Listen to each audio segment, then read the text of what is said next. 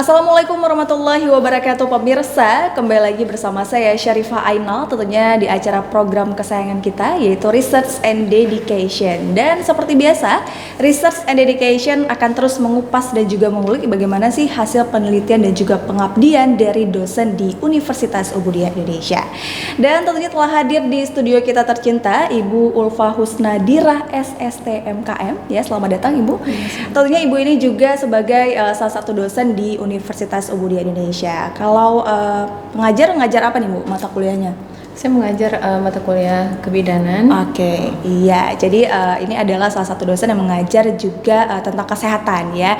Dan untuk itu untuk tahu lebih lanjut juga dan juga pemirsa di rumah juga penasaran nih profil dan juga latar belakang dari Ibu Ulfa Husnadirah. Silakan Bu. Oke.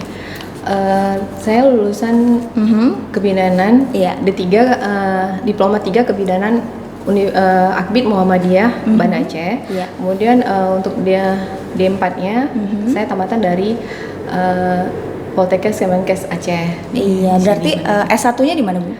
Ya, D4 itu setara dengan S1 kebidanan. Oke, iya. Jadi langsung melanjutkan di profesi yang berbeda atau yang sama? Kalau yang untuk S2-nya saya mengambil di jurusan Kesehatan Masyarakat, Iya. Magister Kesehatan Masyarakat di Universitas Sari Mutiara Indonesia di Medan. Oke, nah jadi tadinya di Aceh, terus ke Medan ya, Iya. pergi ya. Oke, nanti lebih jauh lagi, ada kepengen lagi lebih jauh? Insya Allah kalau ada rezeki, ada langkah, umur panjang, nanti saya mau lanjutnya S3 ke Aussie ya. Asik, iya luar biasa Kebidanannya ya. langsung. Oh langsung kebidanan, jadi profesinya ya kebidanan langsung ya. Luar biasa nih pemirsa ya, memang pendidikan itu cukup penting ya Mbak Ibu ya. Dan tentunya apa sih yang memotivasi Ibu sebagai seorang dosen? Karena sekarang sudah berapa tahun mengajar di Universitas Ubudiyah Indonesia? Kalau di Universitas Ubudiyah Indonesia saya baru selesai kuliah 2015 kemarin, mulai kuliah 2015 sampai 2017, kemudian dari 2017 baru langsung ke Universitas Ubudiyah Indonesia hingga saat ini. Oke. Kalau jadi dosen udah lama sih, dari tahun 2012. Kemudian karena lanjut kuliah 2015 jadi vakum dulu, nggak kerja lagi, langsung ambil kuliah. Oke, jadi memang sudah bertahun-tahun lamanya ya sudah menjadi seorang dosen. Nah, apa sih hingga akhirnya Ibu memilih, oh yaudah deh saya jadi seorang dosen aja gitu. Jadi awalnya setelah tamat kuliah D3 kebidanan kan saya tidak lanjut kuliah dulu karena saya maunya bekerja. Jadi setelah kuliah kita langsung menerapkan ilmu teori yang sudah didapat tadi langsung kita terapkan di pelayanan. Nah, jadi setelah tamat D3 kerja dulu di klinik bersalin. Kemudian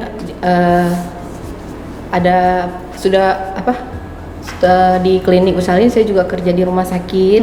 Kemudian itu ada 6 bulan pertama setelah tamat kuliah D3 baru saya langsung meneruskan kuliah untuk D4-nya, ambil diploma 4 kebidanan karena saya mau setelah di pelayanan saya juga mau untuk mengajar, untuk menjadi dosen. Jadi dulu kita tamat D3 langsung ambil D4-nya dan bisa langsung jadi dosen.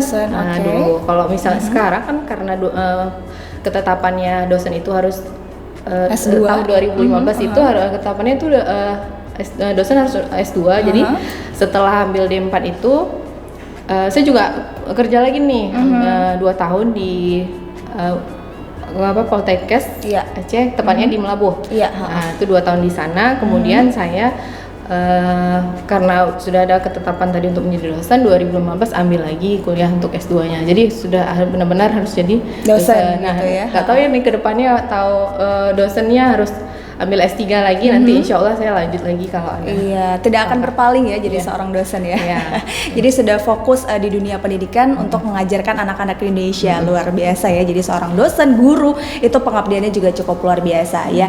Dan tentunya Ibu Tridharma Perguruan Tinggi seperti yang kita tahu, pemirsa di rumah juga tahu ada pendidikan, penelitian dan juga pengabdian. Nah, untuk penelitian sendiri tadi kita udah bahas ya tentang pendidikan, bagaimana S1 dan S2 Ibu Ulfa ini sedang berlanjut, mungkin insya Allah akan S3 ya. Amin ya. Dan ada pendidikan nih, apa sih ada penelitian ya tadi ya. Penelitian apa sih yang sudah Ibu ambil untuk saat ini? Untuk yang kali ini yaitu hubungan perilaku ibu tentang 1000 hari pertama kehidupan dengan status gizi Baduta di Kampung Mibo, Kecamatan Banda Raya, Banda Aceh. Iya, itu judul penelitian yang sedang dijalankan atau sudah selesai? Yang sudah selesai yang kemarin. Oke, luar biasa. Jadi memang apa sih yang melatar belakangi dari penelitian tersebut? Jadi judulnya ini kan perilaku ibu tentang 1000 HPK. HPK itu yaitu hari pertama kehidupan untuk seseorang yang akan lahir ke dunia. Jadi itu sangat penting. Kenapa? Karena dari yang kita tahu banyak juga masyarakat awam yang tahu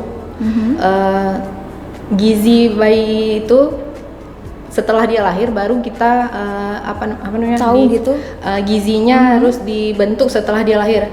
Sebenarnya bukan. Jadi sejak dari kehamilannya, jadi 1000 hari pertama itu 270 hari sejak kehamilan. Nah, hamil itu kan 9 bulan. Jadi kalau misalnya 1 bulan 30 hari, jadi kalikan 9 bulan, 3 kali 7 kan 3 kali 9 27 ya, 270 hari pertama itu itu memang gizi yang harus difokuskan untuk ibu hamil itu, untuk si bayinya, terutama untuk si bayinya. Jadi bukannya sudah dia lahir baru dikasih gizi yang adekuat, yang bagus, tapi di kehamilan si yang sangat menentukan juga ya. Iya, si ibunya. Jadi itu yang menentukan. Jadi yang tahu masyarakat ini bukan setelah dia lahir aja, tapi itulah sebelum lahir juga ya. Iya. Itu tetap harus dikasih gizi. Jadi walaupun bayinya masih dalam perut, itu harus terus disupport makanan juga ya, gizi juga. Jadi itu yang ibu teliti HPK itu sendiri itu maksudnya ya.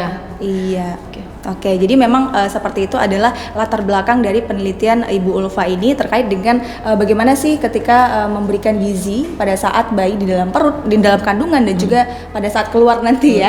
Jadi itu memang benar-benar harus diperhatikan ya, tidak hanya. Jadi kebanyakan orang sekarang itu dikasih gizinya itu pas setelah lahiran gitu. Iya, kebanyakan. Walaupun